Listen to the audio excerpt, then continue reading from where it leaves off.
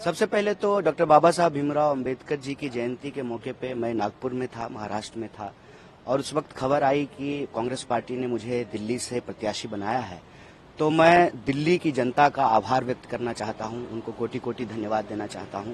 मैं आभार व्यक्त करना चाहता हूं दिल्ली प्रदेश कांग्रेस कमेटी के हमारे सभी कार्यकर्ताओं का, सभी नेताओं का, सभी पूर्व विधायकों का, सांसदों का, मंत्रियों का, कि उन्होंने ये फैसला लिया है। इससे एक जो है मैसेज जाएगा देश में कि हम मजबूती से जो है लोकसभा चुनाव लड़ रहे हैं।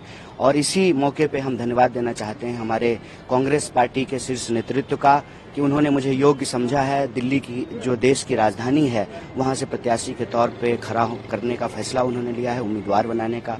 निश्चित तौर पे जो है हम उनकी उम्मीदों पर खरा उतरने की कोशिश करेंगे। और देश में जो हमारी न्याय की मुहिम है, जो न्याय की लड़ाई है, जो हम 5 न्याय की बात कर रहे हैं, युवाओं की न्याय, महिलाओं के, किसानों की न्याय, और जो इस देश के भीतर जिन लोगों के साथ भी, चाहे वो किसी भी जाति, वर्ग, समुदाय के हों, किसी तरह का कोई अन्याय हो रहा है तो उस अन्याय को समाप्त करके न्याय की स्थापना करना, जो हमारा न्याय पत्र है उसके संकल्पों को लागू करने की हम कोशिश करेंगे, उनके उम्मीदों पर खरा उतरने का प्रयास करेंगे। आपके सामने जो कैंडिडेट है वो 2 बार के सांसद है, मनोज तिवारी, कितनी चुनौती मानते हैं आप? देखिए, कोई ना कोई तो सामने होगा ही। जब चुनाव हो रहा है, इट्स लाइक कि जब कोई टूर्नामेंट होता है, कोई गेम होता है तो 2 टीम होती है, तो कोई ना कोई तो सामने होता ही। मेरे ख्याल से व्यक्ति महत्वपूर्ण नहीं होता है, विचार महत्वपूर्ण होता है, मुद्दा महत्वपूर्ण होता है। 10 साल से वो सांसद हैं तो वो बताएं नॉर्थ ईस्ट की जनता को, नॉर्थ ईस्ट दिल्ली की जनता को, कि 10 साल में उन्होंने क्या किया है। और जनता तय करेगी कि जो वो कह रहे हैं अगर वो सच है, उन्होंने जो काम किया है, तो उनको अपना समर्थन और आशीर्वाद देगी। मुझे लगता है कि दिल्ली में भाजपा जो है कोई काम नहीं करती है, सिर्फ और सिर्फ जो इंडिया ब्लॉक की पार्टियां हैं उनको परेशान करना, तंग करना। जैसा कि आप जानते हैं कि दिल्ली के चुने हुए मुख्यमंत्री को बिला वजह जो है जेल में डाल दिया गया है, कई मंत्रियों को जेल में डाल दिया गया है।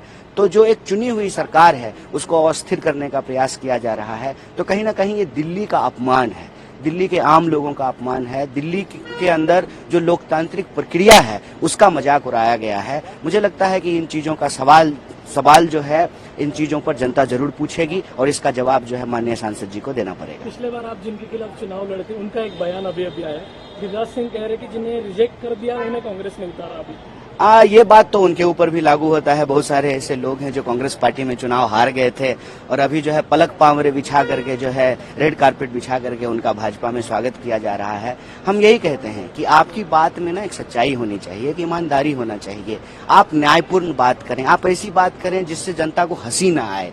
अब बताइए वो किस मुंह से ये बात कह रहे हैं, जब वो खुद ही जो है कांग्रेस के कई सारे जो हारे हुए नेता हैं उनको ईडी का डर दिखा करके, सीबीआई का डर दिखा करके भाजपा में शामिल करा लिया है। तो मुझे लगता है कि ये सब भटकाने वाली बात है। वो इसी तरह के भटकाने वाले बयान देंगे, वो इधर उधर की बात करेंगे। हम रोजी रोटी, कपड़ा मकान पे टिके रहेंगे, हम आम लोगों के विकास के सवाल पे टिके रहेंगे, हम आम लोगों के न्याय की बात पे टिके रहेंगे। हम उनकी इधर उधर की बातों में फंसने वाले नहीं। प्रधानमंत्री का एक बयान कल का, टुकड़े टुकड़े गैंग का सुल्तान कह दिया कांग्रेस को। अब देखिए, जब चीफ ही ऐसी बात करेंगे तो स्वाभाविक रूप से जो है उनके बाकी कमांडर जो है वो वही भाषा बोलेंगे।